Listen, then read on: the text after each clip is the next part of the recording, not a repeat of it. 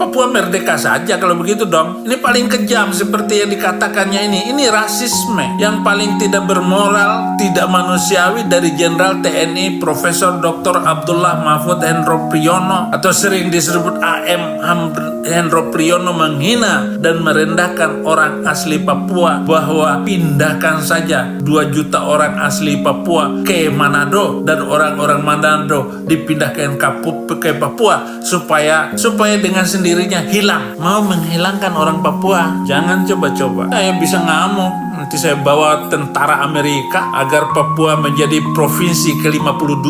Itu berhak kita, karena kita membela hak asasi manusia. Untuk ngelawan tentara Indonesia cukup bawa satu kapal induk, 100 pesawat tempur. Nah, itu rontok semua itu Indonesia. Ini bukan menghina, bukan rasisme, tetapi saya mengajak kita semua ini untuk berpikir. Jangan menghina orang Papua. Pergi saja ke Melanesia sana, jangan tinggal di Indonesia.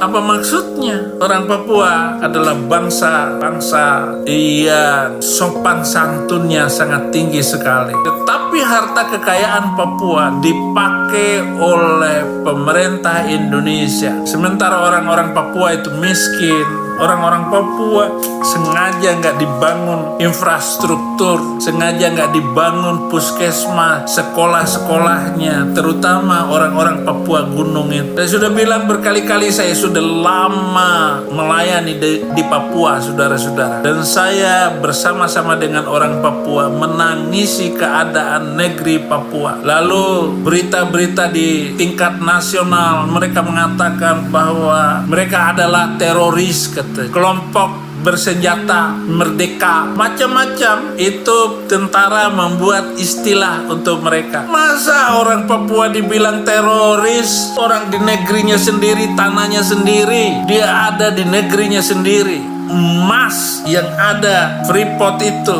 diangkut terus ke Jakarta, tetapi tidak memberikan kontribusi baik bagi orang Papua sendiri. Sementara 1.000 orang dari Jawa, dari Makassar masuk Papua, dengan sendirinya mau mengusir orang Papua. Tidak bisa, saudara-saudara. Sementara agama Islam mengatakan bahwa orang Papua nggak masuk surga, seluruh orang kulit hitam katanya masuk neraka. Jahat sekali itu hadis Nabi itu. Perilaku diskriminasi rasial atau rasisme dari waktu ke waktu berada pada posisi status quo, nggak ada perubahan. Seperti ini, maka benar-benar melengkapi dan menyempurnakan kekejaman dan kebiadaban penguasa kolonial modern Indonesia yang menduduki dan menjajah terhadap rakyat dan bangsa Papua Barat. Udah beberapa kali saya ngomong tentang Papua, saudara-saudara, tapi tidak membuka mata pemerintah Jokowi. Ya, dibandingkan dengan presiden sebelumnya, Jokowi paling sering datang ke Papua. Dan saya melihat Jokowi pernah gendong anak Papua dengan penuh kasih, tetapi dengan penuh hormat. Jangan sampai menghina orang Papua. Pak, bangsa Indonesia sudah tergadai dengan utang luar negeri 7.000 triliun rupiah. Indonesia dibangun dengan utang pinjaman luar negeri. Perusahaan Freeport adalah perusahaan paling besar membantu bangsa Indonesia, tetapi juga menginjak martabat bangsa Papua. 5 rakyat miskin Indonesia hampir mayoritas yang menjadi beban pemerintah, dan 6 rakyat tidak berpendidikan di Indonesia hampir mayoritas yang membahayakan Indonesia, karena orang-orang tidak berpendidikan dengan mudah dimanfaatkan, diprovokasi, diobjekkan dengan jalan adu domba untuk berbagai tujuan dan kepentingan politik. Contoh adalah Muslim bodoh. Dengan gampang mereka dipermainkan, adu domba, penghinaan. Dan inilah kebodohan bangsa yang bodoh, dungu. 7, para penguasa dan elit di Indonesia saling menyerang satu dengan lain dan tidak saling percaya. Saling menghormati pun tidak, dan saling mendengarkan satu sama lain tidak. Kalau debat di televisi itu, saudara-saudara, lelucon saja. Selesai debat, ya salaman, baik-baik saja. Apalagi Rocky Gerung, utusan Allah, Rasulullah, kata Abah Aos, Rasulullah, Rocky Gerung, Anies, Imam Mahdi. Nggak ditangkap itu Abah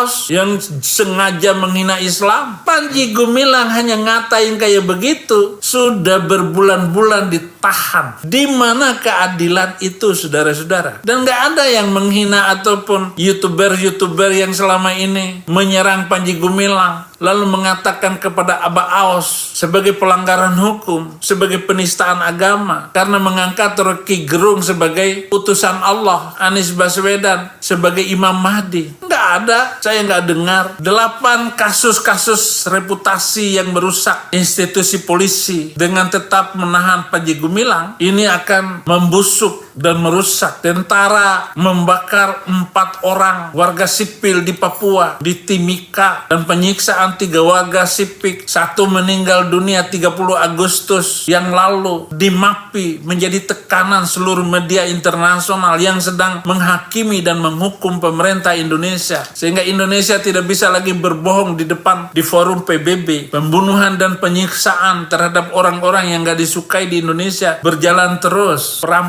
Perampokan terhadap tanah-tanah, sertifikat double yang ada sekarang ini, perampokan tanah warga Rempang juga di Batam. Ini akan merusak reputasi bangsa ini. 10, Indonesia menjadi negara pelaku pelanggaran HAM berat dan juga gagal menyelesaikan seluruh kasus pelanggaran HAM, terutama di Papua Barat. Dan seluruhnya itu pelanggaran berat semua, saudara-saudara. Gubernur yang memimpin Papua setahun sebelum hasil selesai masa jabatannya pasti dikriminalisasi oleh Bareskrim, oleh bangsa ini. Selalu saya catat itu, saudara-saudara. Bagaimana TNI dan polisi menggunakan kesempatannya untuk kejahatan ini, saudara-saudara. Silahkan saudara-saudara sama-sama merenung bagaimana upaya kita untuk memperbaiki pelaksanaan hukum di Indonesia. Bagaimana kita memperbaiki struktur sosial budaya kita ke depan agar hukum mayoritas, hukum kekuasaan kita hilangkan. Ya, silakanlah diperbaiki berbagai macam agenda politik, keagamaan, sosial budaya ini dengan baik. Kita berfokus kepada Undang-Undang Dasar 45 dan Pancasila sebagai dasar negara kita. Terima kasih saudara-saudara. Jangan menganggap ini sebagai penghinaan, tapi mari kita renungkan bersama. Terima kasih. Tuhan Yesus memberkati.